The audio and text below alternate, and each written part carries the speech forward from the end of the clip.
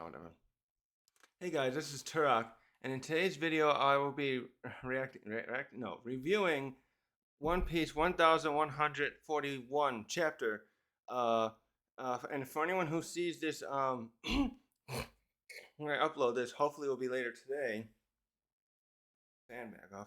I am, obviously see I've uploaded this like a month after that chapter came out. Um, I was getting over a cold when it came out, and my voice wasn't up to it, so now I'm finally all caught up on other stuff happening so I could do this here. I just feel I'm annoyed. I want to catch up now. Yeah, I feel better. 144 came out yesterday. Well, the unofficial version. From now on, I think I'm going to be waiting until at least Sunday when the official chapter comes out to um, I'll review these because I keep like not quite understanding all the translation stuff. That way, whoever publishes those unofficial ones, so it's like I'll read those so I know what's going on because I'm not doing a reaction version like I used to try to do. I'm just gonna read them, then review them, and then so I fully understand the context. Like I'm glad I reread this one just now, again, because I misunderstood the something with Usopp, and it was like okay, I thought it was more of a typical thing they do. I'll get to that, but anyways, in the last chapter we met two more of the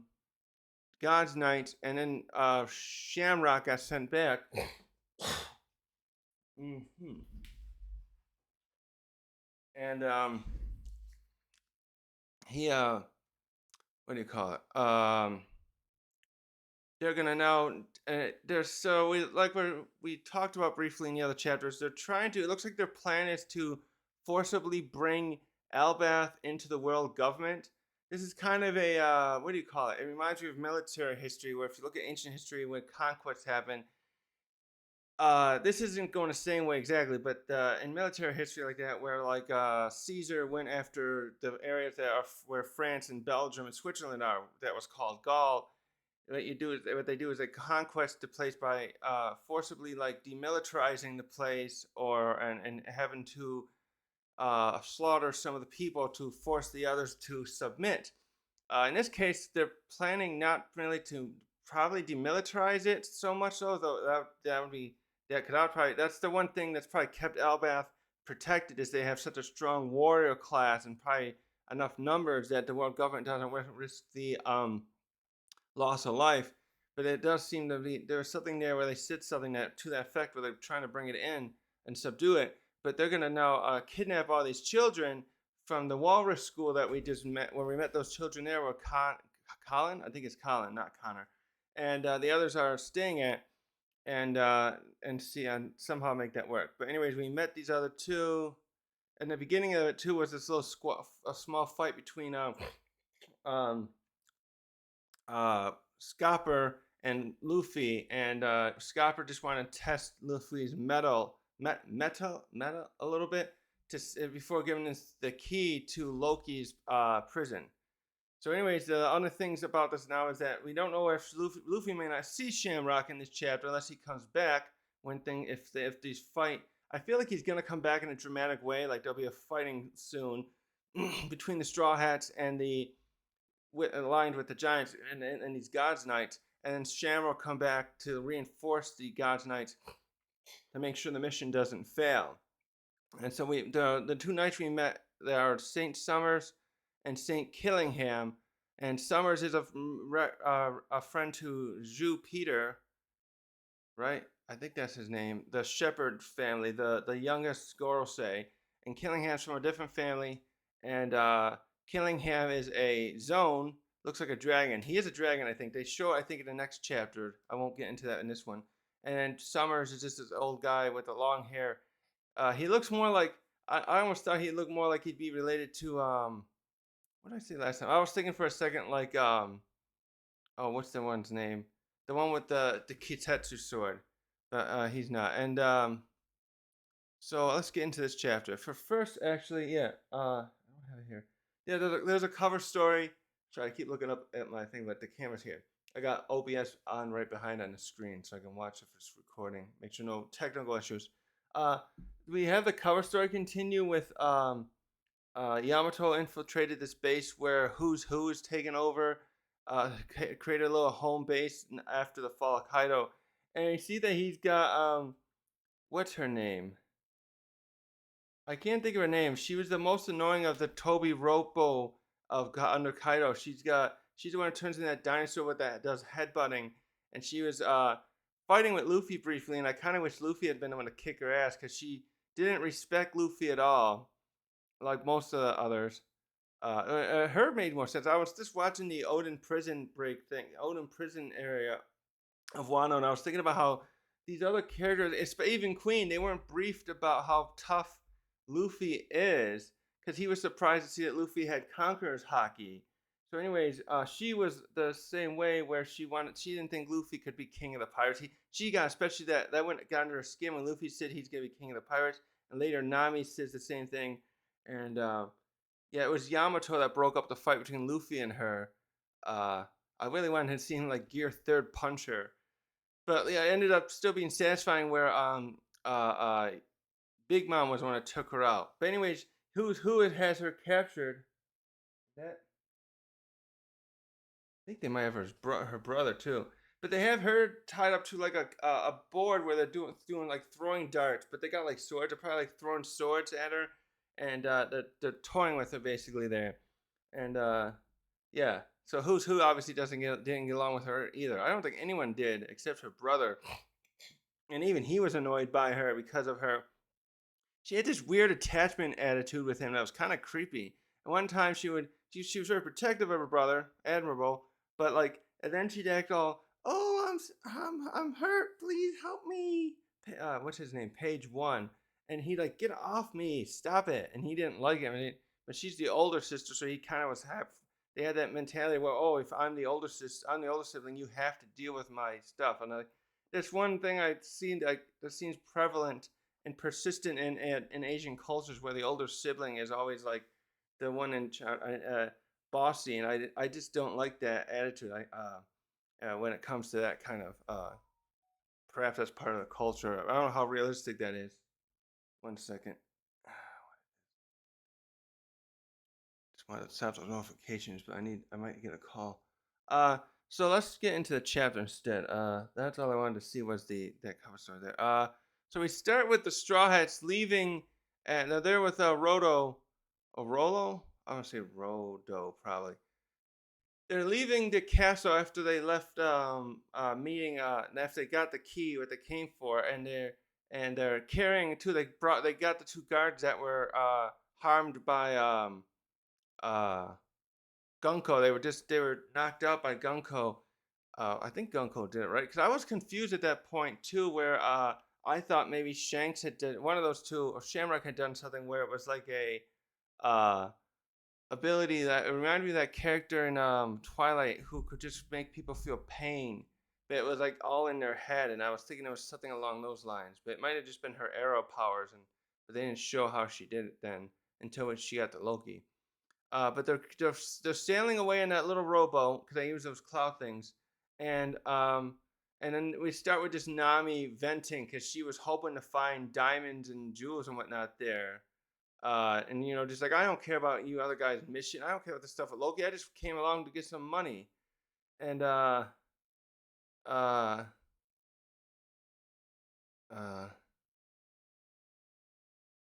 oh, what's he calling? Oh, anyways, I'm a little just thinking like, what did you expect now? I mean, that castle's been sitting there for abandoned. Didn't it look?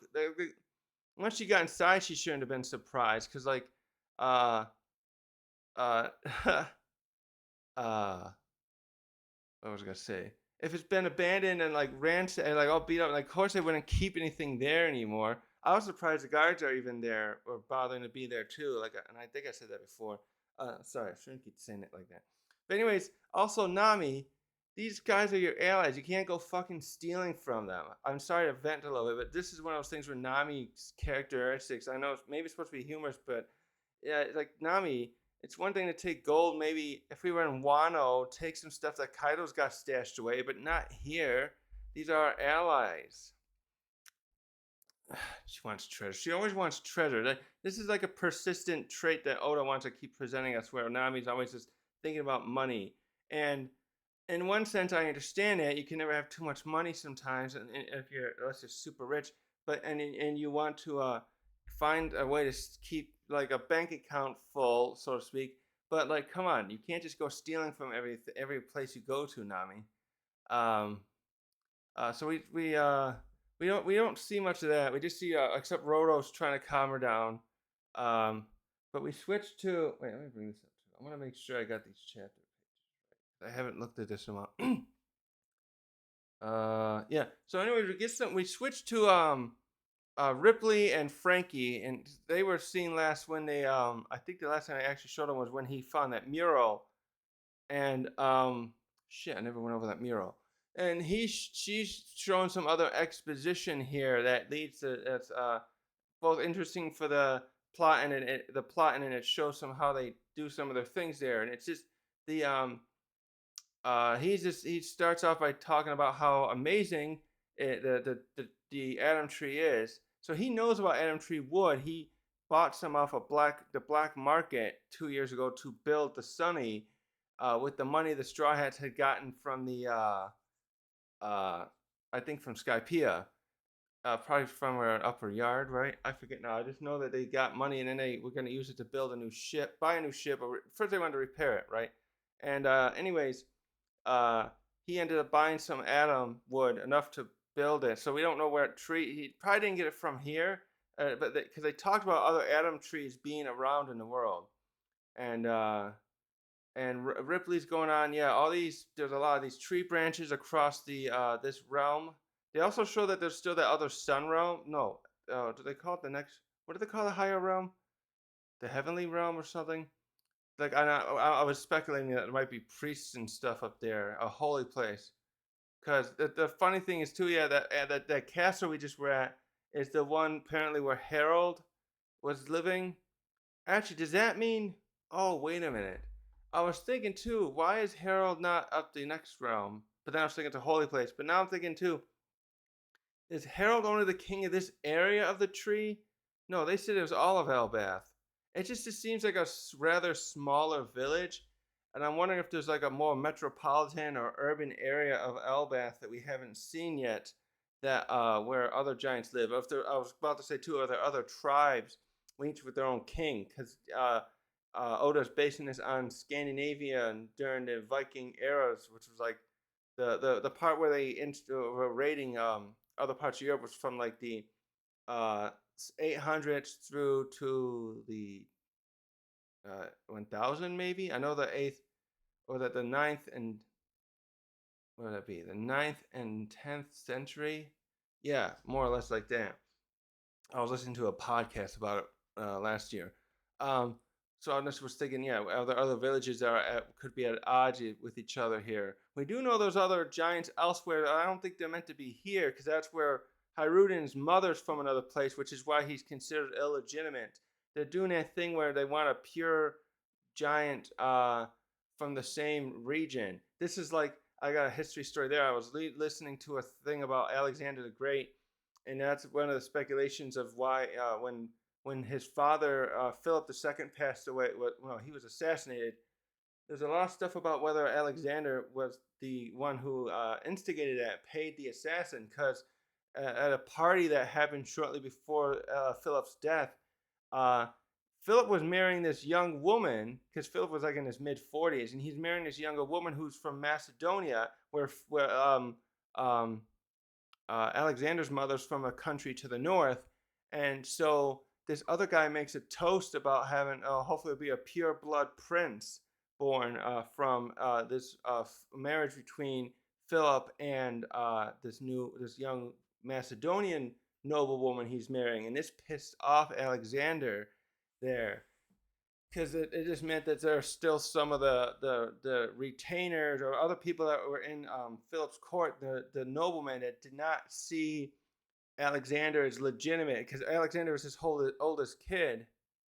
Well, wasn't there another kid that he had? He had a brother, right? That apparently got no Alexander. Yeah, Alexander may have been the second oldest, and there may have been an older kid from another family, from another marriage, and there was speculation that Alexander's mother poisoned the kid or something, so he was messed up in the head and couldn't be the heir. Yeah, I think that was the way. There was some messed up stuff in the Macedonian history there, and the people they were around. And anyways, Hirudin, back to how this links with Hirudin, he is considered illegitimate to be the heir because he's not pure Albathian hair. He's not he's not being considered a bastard, as far as I can tell. This because he's not a Jon Snow thing from like Game of Thrones, just the Macedonian thing where like, oh, we want a pure child born among our people, the king and the queen, to have a child to be our next leader. So I think that I get where they're kind of going. They don't want him to have they wouldn't want the kid to have an allegiance to the other country where a parent was born. It's kind of like dual citizenship here in America. I think it's technically illegal for people to get certain types of jobs in government. Not technically legal. It's just like you would be rejected. You wouldn't be eligible because if you have dual citizenship, you can't be like a part of maybe NSA or CIA or something like that. Or if you're going to be a senator or something, I don't think there's rules against it, but it would like be frowned upon. So, anyways, shoot, what was I going with that too? Yeah, the legitimacy and yeah. Anyways, back to this. Sorry about that tangent. So they end up coming up to a branch that's been cut off. There, you can see it's been cleaved. Actually, that brings up something. How did they do that? Because apparently this branch, not apparently, she says this branch used to have a village on it, and but then lightning struck it one day, and it started on fire because it was an older dry branch, and so they stopped the fire. But in order to do that, they had to just take out the whole branch back a ways, and the village had to go with it then, and so um, uh, and Frankie's going on like, wow, that had to be a tough call to make, and then he's like thinking too, wow, that means even Adam could be like damaged somehow because it's supposed to be the toughest wood out there, which is why he used it to make the Sunny to reinforce it, so that not reinforce it because the Mary was a good ship, but also it was a small ship, and the reason they had to get it repaired was because of uh it was damaged after I think that really had to do with them going up the knockup stream to get the Skypea and then coming down. It may have lasted longer, I suspect, if they hadn't done that adventure and in that way to get up there. By the way, we never found out about where the other places to get the Skypea. There was another place that would have been safer. Um, and so Ripley's like, yeah, you're right. Yeah, Adam is not like perfect. So our main vulnerabilities here with Elbaf is that fire and lightning could always pose a threat to our homeland, and so that's going to come into effect later. So that's a little foreshadowing Oda was putting in through Ripley. So now we switch to the party again. Actually, this is where the title is. I forgot to bring up the title's called An Older Woman, which really doesn't have much to do with the plot. But back to the party. And Nami's returned there. Yeah, so okay, that's right. So Nami returned here with the after leaving the oh yeah, that's right. Because so Roto must have got back now. Roto got the others back, but Luffy and Zoro have gone to see Loki, and we'll see that in this chapter in a little bit. Nami goes back to the party, uh, and she's talking with Usopp, who's gotten quite drunk by now. Um, uh, Oh yeah. Okay, so that's okay. I couldn't read his drunk language at first, but he says, "Oh, you're back, but where's Luffy and Zoro?" And she just said, "Oh, they're probably exploring." So she's covering. She knows what they're gonna do. She only had come along to check for the jewels in the castle, and this yeah. So he's drunk here.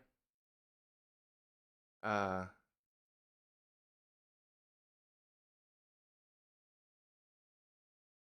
so so Usopp brings Nami over to Jarl, and it's like, "Hey, this is our this is our navigator. And Yar's like, oh, nice to meet you. Oh, and he compliments her. Oh, you're such a beauty as well. And Usopp's like, oh, hold it, old man. Watch what you're doing. Watch what you're saying. But he's saying all this stuff real drunk. I can't do it. I've never gotten drunk like that to be so like if uh I wouldn't remember, I guess. So he's like, watch it. You're perfect. What's your deal? What's your favorite type of woman? Yeah, never mind. um, and Yoro's like, oh, my favorite type. Let me think about this. But he doesn't really. He's like, oh, an older woman. That's my type. So basically, Nami wouldn't even be interested. He probably wouldn't be interested in Nami. So but the joke here, this is where this one piece that I didn't understand at first happens.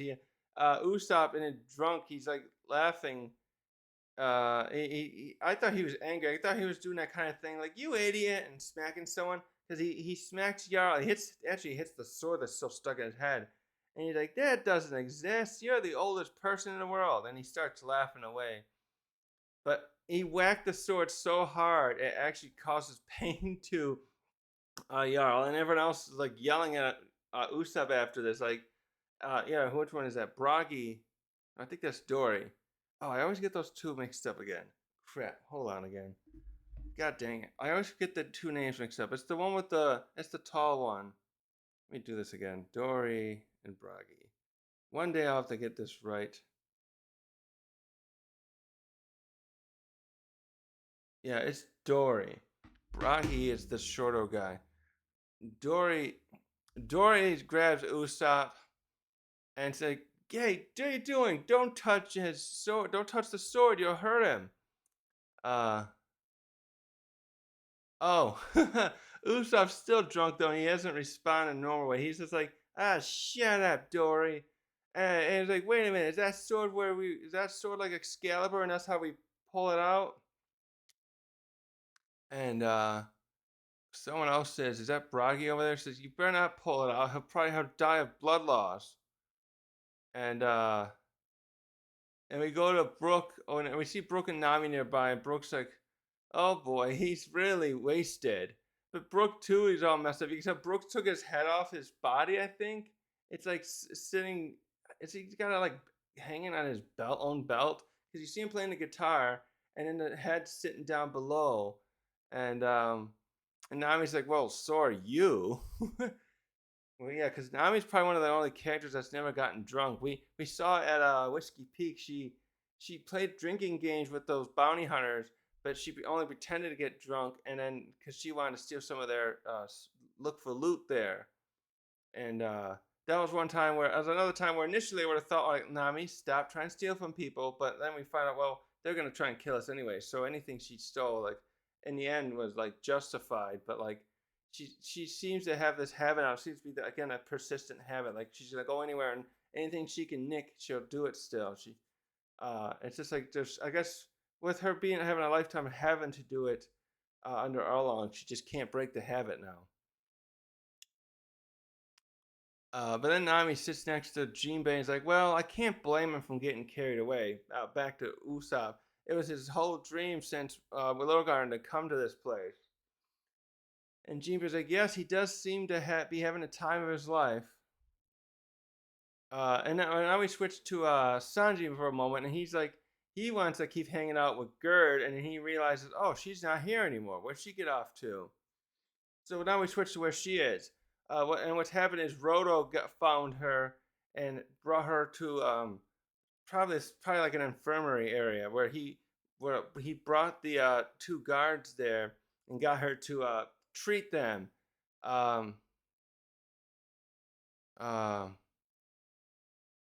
And so she points out, she realizes something's amiss here. So sure, she's like, says it by like, she's looking at their injuries and she speaks about them. It's like, this one has compression fractures in the limb, and this one seems to have injured something sharp. So it was like probably Gunko's arrow fruit. And she said this looks like it could have been caused by a powerful small human weapon. So she goes to Roto and like, what happened here? Do you know what? These are the castle guards. That can't be good. So Roto's here trying to cover for the Straw Hats and for himself. He's like, "Oh, I swear, I swear," and you can tell he's not good at lying in front of her. And anyway, I don't know what's going on. I was only going inside the castle. Oh, well, he didn't say it that way. I don't know what's going on. He's like first saying I was in the castle. He makes it a pretty good story, but he's shaking too much and stuff. He gives it away with his body language. He's like, I was in the castle because I wanted to get some more inspiration for my Legos. Basically, he calls it Block Castle. And I said I found the gates were shattered and the guards were inside unconscious. And then she's looking at his body language and catches him. She's like, "Wait a minute, something looks wrong with you." What? And Roto, the way she gets staring at though, Roto just starts getting. Then he's just starting to crushing a little bit in his head. He's like, "Oh, I wish she'd always stare at me like this." Uh, uh, and then she's like, "Okay, fine. I'm gonna wake up the guards now and see what they have to say." And he's trying to divert her attention or divert like stop it. And he's like, "No, let's just leave them alone. They need rest." Um, and she's like, "Well, I gotta report this to Chief Jarl in anyways." But he's like, Roto goes, "Well, no, no, no, let's wait. We don't want to ruin such a joyful feast." Uh, he's like, "It just wouldn't be a good thing to do that while everyone's in such a festive mood." But this thing finally gets her like, "Wait a minute, this can't be right. He must have saw something." And then we see how Roto's thinking, like, um, he's like, "Oh, we should just wait. He's trying to have delay until Luffy and Zorro return." He says, if they find out about what's going on with, if the others find out about what's happening with Loki, I'll be treated as an accomplice. And and then he's like, I want them to succeed as well because I always wanted to get rid of let Loki. Wait a minute, what's going on here? Oops, hold on. Wait a minute. Yeah. What keeps beeping today? I must be getting Twitch following notifications. Not follow people I follow. Um, he's like he wants Loki to he's hoping that they'll let Loki escape. And then he goes on though. There's something. There is one thing bothering me about how I probably should tell them. Um, wait. How do you? He said I don't think it's right to ignore someone who looks like an intruder that looks like red hair. Wait, who brought up red hair again? Did the guards tell them? Oh yeah, he did. Yeah, they must have said that. I remember now because Luffy was like, "No, it couldn't be Shanks who did that. He would never hurt anyone." Um, was that the guards that said that? Let me look in a sec. Never mind, I can't find that now, but I know there was something where they found that out. But and while he's thinking about that, Gerd comes up behind him with her axe and whacks him in the head. Then screams at him, "What? Tell me already what you're hiding." And Roto's response though is like, "Oh, please punish me." Like he's in pain too. He's all bashed up looking again from his face from which her hitting. She used the back of her axe again, but this thing is enormous. Like it's nearly the height of her, and so but she's wielding it real easily. And like she's got the typical like smaller anime girl but big weapon thing going there. So because she's also the doctor of their crew, but she doesn't have any. Obviously, she's part of the warriors. She's one of the people who still train to be a warrior as well. Where we got that younger generation of kids at the Wallace school that most of them just are pacifists and anti-violence and fighting and all that. Wait a minute now. So back to here. So now we switch to Zorro and Luffy, and they've made it down to the underworld, back to Loki. And then they go up to him and they realize Loki's been harmed. They see him bleeding out and everything. And Zorro starts to like something's wrong here, and like even the other animals got messed up. And Luffy's like, "Yeah, I can see that. What's going on here?" And he runs up to Loki and screams at him, "Loki, what's going on? What happened to you?" And Zorro Max, this guy is huge. So I'm gonna stop there. And yeah, this Loki is we saw King Ural is really tall above the other giants. We find out here that Loki too. I think they show that more in the next chapter. Ooh, I'm getting chilly. That Loki is he's much taller than the other giants, kind of like Ural is. So he's that's probably part of the reason that when they tried to restrain him, they had such a hard time fighting him because he's his head and shoulders taller than the other giants around here.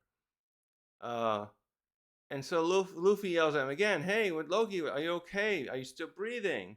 And then they see that he is. He's like, you see, his just coming out. Uh, but Zoro starts getting suspicious, and he's like looking around too. He's like, Luffy, wait a minute! Don't use the key. There's something wrong here. Uh, and Luffy's like, don't worry about it. Let's hurry up and unchain him and check him out. He can't hurt anyone anyways if he's damaged like this. And he's like, here, come over here and help me. So he's jumping over to one of the handcuffs, uh, and is trying to insert the key. And then Zoro looks at the stones, the cuffs, and like, the sea prism stone. So then he's observing, okay, that means Loki must also have a devil fruit. So I don't think they told him. Did they tell Zoro and the others that he has a devil fruit? We heard that somewhere. We heard he has the most. He stole a fruit from his father. I forget that if he was there. He must have, I think. But and he's like, and then he's looking around at the animals that are all defeated there, and he's like, we got the gorilla we can see, and the bear and some others, and he's like, and he says again to Luffy, like, wait a minute, Luffy, chill out. Let's look around. There's something wrong here. Um, and then they get in a bit of a fight here, but I like where Zoro's going. So this is one of the times where I like that Zoro's around because he keeps a level head and he has to be around. He's one that, and he does this better. Like Nami's sometimes good to do this too, but then she's always like, I don't know. I like when Zoro does it better. And so Luffy's like, well, this guy's dying. We have to save him. And Zoro's like, that's not our problem or not my problem. I've never talked to this guy, and everyone says he's not a good character, so we have to be careful. And so he keeps going on. And all he knows is this guy looks like he's the size of oars, and if he's dangerous, we don't want him rampaging around. And he said it would be a major problem, even for these Elbathians. He's reiterating, like they told us it took all their might just to stop before. So he goes up to he the test is he goes up he thinks Loki is faking the damage, and he goes up to Loki and gives him a kick like near his face. No, he kicks him in the gut, I think. And then Loki's like, and then Zoro's like, okay, I can tell the injuries are real. So that was a real scream. I just reenacted it bad. Like, because he thought he's still faking it. And then Loki looks like he's passing out. And Luffy's just still getting upset at this point. Zoro, what do you think you're doing? And it looks like Loki passes out, and Luffy assumes, oh, he's dead now. And Zoro just does his saying. This is how Zoro. We know Zoro's like this. He's like, if he's dead, well, he just wasn't meant to survive. And Luffy's like, that's messed up. See, Luffy doesn't want to ever kill his enemies. Zoro is no problem killing where it's necessary, like to defend himself, defend the others, that kind of thing. Luffy will defend his crew, but he will go to great lengths to never kill anyone. Extreme lengths, you could say. So he doesn't like Zoro's mentality on that. There, it's obvious. So Zoro, though, he's still suspicious. So he's like, well, fine. He looks like he's injured, but I still don't trust him. So let's unlock the cuffs, but all except one. And he said, well, he knows he's not dead. Luffy assumed he died. And he's like, well, when he wakes up, then we can talk to him and get this information you want. Well, Luffy's like, all right, and afterward, then I'll just call Chopper and we'll get him down here to help him out. And Zoro's like, oh, that'll take too long. Well, wasn't one of those other Harudin's friends a doctor? We'll have to get her. Um,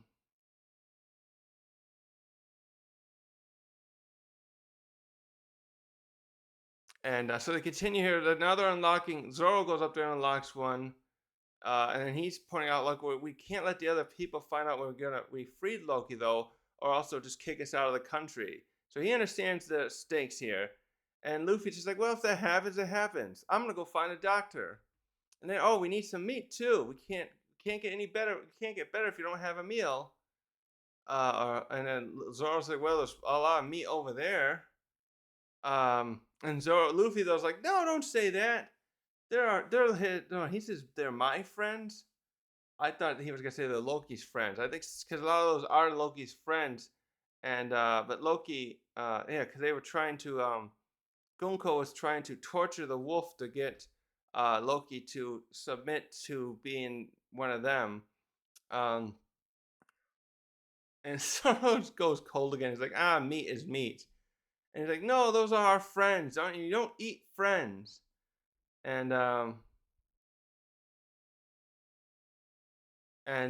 then Luffy's like, well, the doctor's gonna come first. You wait here and I'll go get one. And Zoro's like, all right, sure. And then as Luffy's running away to go back to the village, he sees something in the sky coming. So we see that Haruden and the others are all coming.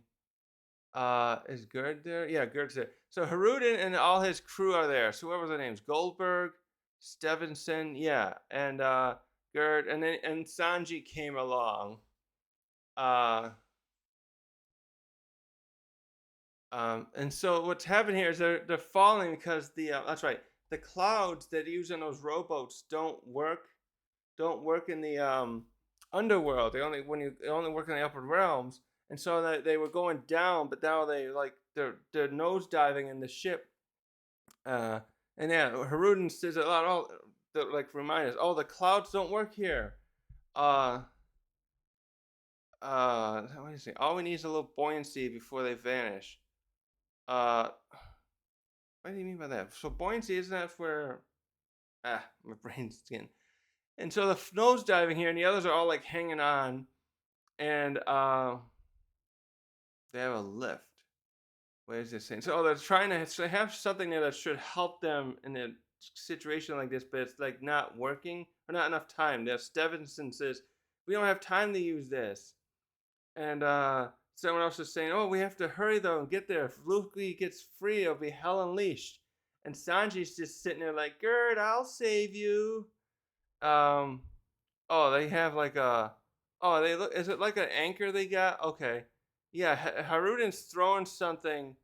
Oh yeah, I see what it is. They're probably using like an anchor, but they're probably trying to throw it up so they can hang from something so they don't crash hard into the ground. And so they're all like getting scared because they can't slow themselves down. And then they think they're all about to die. And so Haruden's like, guys, I'm sorry. And Goldberg's like, we don't blame you. We understand we had to hurry here for the fate of Elbaf. And Roto's just like, oh, goodbye, cruel world. But they get down there. So Luffy saw them. And in the next panel, he creates a giant, huge version of a balloon with his stomach. So big that the ship, it's like this big, a little bigger than the rowboat. And they all bounce off of it. And Haruden sees him. And he's like, Straw Hat, you saved us.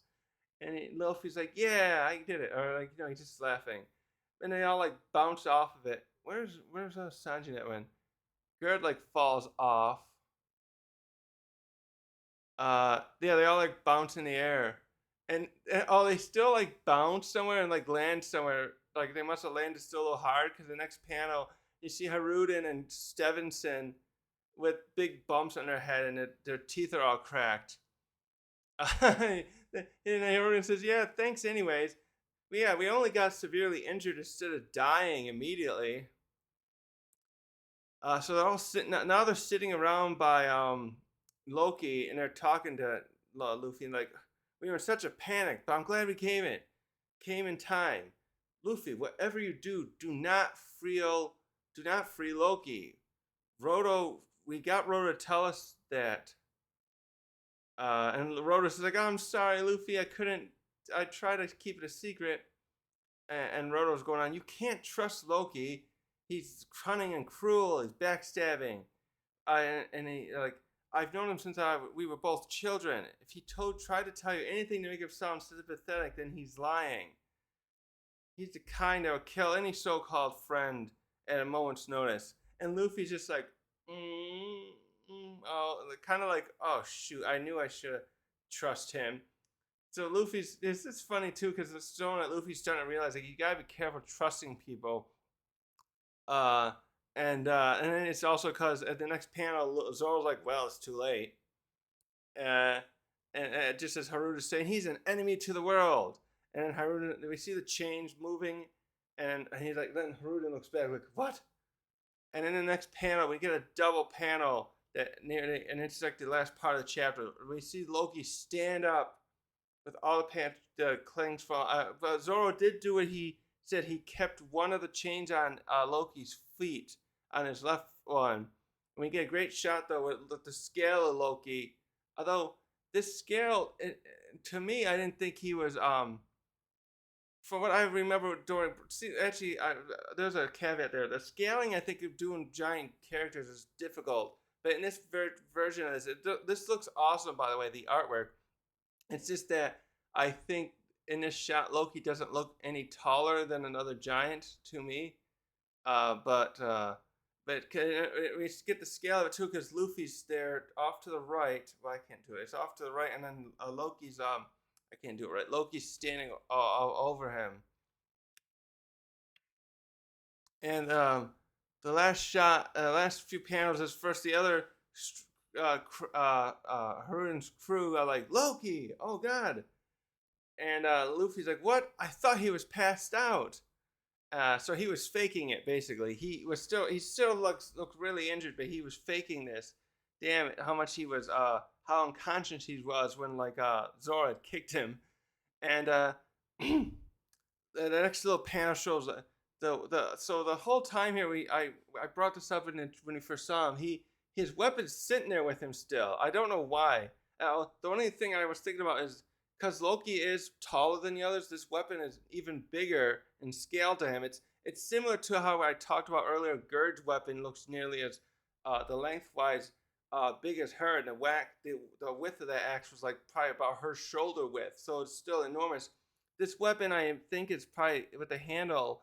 It's a hammer, I think. By the way, right? It's a hammer. Is probably the similar size scaling to him to fit him because he's even bigger than the other giants. And he grabs the handle, and then Haruden's it's like. We don't see him actually doing it, but you can tell he's like getting ready to square off. He's like, don't do it, Loki. Take your hand off Ragnir. And that's where the chapter ends. So he's up there. So we're getting the idea, oh, he's freed now. Although they kind of take away that threat just a little, because he's still got the sea prism on. So we gotta so the thing is though, he won't be able to use his fruit power, whatever that might be, but he's still got his weapon. And you can tell from Haruden's reaction as well that he's afraid of whatever Loki could do with that thing. And you also can tell from the reaction of the others that they did not even want to have him freed, because even with all 5 of them there, I'm sure they're concerned that they couldn't take him. So that's where the chapter has ended. And so Loki has become freed, and it's not good in that way. So that's all we're gonna see. That now I'm gonna end this chat video. I was gonna do the next chapter. No, I'm gonna wait. So that was a good chapter as far as like it's progressed the plot along really well. Really not a lot of theories to go over here, except we now have to well, I already know because I've read ahead, but we now have to think about what damage can Loki do, what's going to happen with him with the Straw Hat. The thing with Loki, the thing now too is what was I going to say about that is so Loki Loki was just playing this up. The thing too is what was I going to say about that? The best thing about this was really seeing this dynamic of Luffy and Zorro, like I said earlier, to show that Zoro's good to have around because he's so level-headed here to keep Luffy like. Because Luffy would have just went down himself. He could have probably unlocked all those chains right away. He wouldn't have even bothered. Zorro had the one who had the idea here, like, don't take off the last one, not yet. He was right to be. He was right to do that too, because Loki here turned out to be faking it. Um. So what was I gonna say about that too? So he's got the kind of a. Also, I like how Luffy got this giant gum balloon. Like, I wonder if that's something that because he's made some of those before, but never one that big. I just noticing that as he's been getting better with his abilities, maybe also since his awakening, that he can like do more with his body, expanding it huge without side effects. Because he made this, so he made a boat. He made his body into a balloon that was like nearly 100 feet long, and probably 2/3 the height of that too. 75 feet. No, well, yeah, something like that. That's 3/4. To catch the rowboat from falling down. I'm kind of surprised that no one bashed himself in the face with the weapon. Well, they probably did. They just didn't show it because the Straw Hats, the others were all holding the weapons there. No, well, Gurge is strapped to her back, but I saw see that Stevenson and Haruden were holding their weapons and getting ready. Well, so was Goldberg in this last panel. So now the question is, yeah, what's Loki gonna do? I'm being open ended. I'm just making these questions because I know what's gonna happen next, but I'm gonna save it for the next chapter, which I'll record in a couple days probably. Um, and what's gonna happen next here? So, in the next chapter, I think we'll get back to some of the stuff happening with the Walrus School and stuff, and the other things like that. So, um, as far as theories, well, that's the last thing. Is this? I see other people pointing out. Is this supposed to be this version of Oda's version of Loki? Is this supposed to be like Thor here? Um, and he's supposed to be the Thor of this place, but is he like yeah? So is he like mixing up? Because Loki is supposed to be like a character in a mythology that I think helps bring about Ragnarok.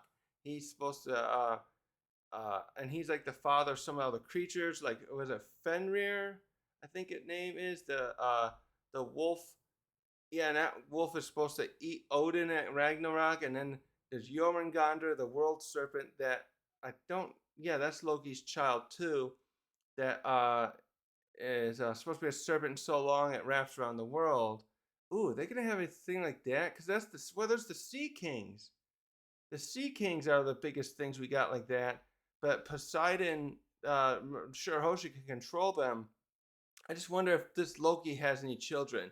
They imply he's pretty young though here. They show later, yeah, he's I think he's younger than Haruden, but we see too he's quite huge. So that's the thing too. I think they're gonna imply later like he's got more blood, probably got the blood of oars. I won't get into that too much. They'll show that in another chapter. Um, but the Thor thing, yeah. Cause actually that was something too. That's I forgot about that because I was watching God of War Ragnarok cinematic cutscenes, and I don't know if that's in the mythology, but I think it is that Thor in the mythology is also half giant and half what are they? What that's the Asnir, the Vanir and the Asnir. Asnir. I'm saying it wrong. The Vanir are the ones like Freya or Freya and the other and she's the one that has Balder. That's not Thor's mom. Thor. I thought Thor's mom in some versions was supposed to be Gaia, the Earth goddess. So, anyways, I'm wondering if there'll be stuff like that. What Oda will involve here as far as the uh, mixing and matching parts of the mythology into the story. Oh, where we have a ring then? Yeah, all those kind of weapons and stuff. The things I'm thinking about. But anyways, yeah, this is a good chapter with the Zorro thing. Loki's free now, so I just don't know. I really hope Loki recovers somehow enough because I really want to see him um, get a little payback from the God's Knights. As malicious as they all say Loki is, and I feel like they're probably telling the truth. Uh, I don't like seeing characters get tortured. The way they were treating Loki like that just to get in the joint, I didn't care for that. Like, you should. How are you gonna get a character, someone else to join your thing just by forcing them to submit? Like we were talking about that earlier with the thing with the how you get nations. You have to fight them and demilitarize them and stuff to get to subjugate a country, but doing it to a person like that is especially someone as strong-willed as Loki seemed like a fruitless endeavor from the start for the Gods Knights, in my opinion. So I would love to see him get a little payback. By the way, where was Sanji at the end here? They didn't show him, but now, yeah, now Sanji, Luffy, and Zorro are here. So I was just thinking. I said before the Giants aren't enough, but now they got the three best warriors from um the Straw Hats, that would make 8 of them that could face off against Loki, and that would be an interesting fight. Of course, we still know what Loki can do with whatever devil fruit he has. But I'm gonna leave this here and now, and um, I got stuff to do and stuff. So thanks for watching. Mm-hmm.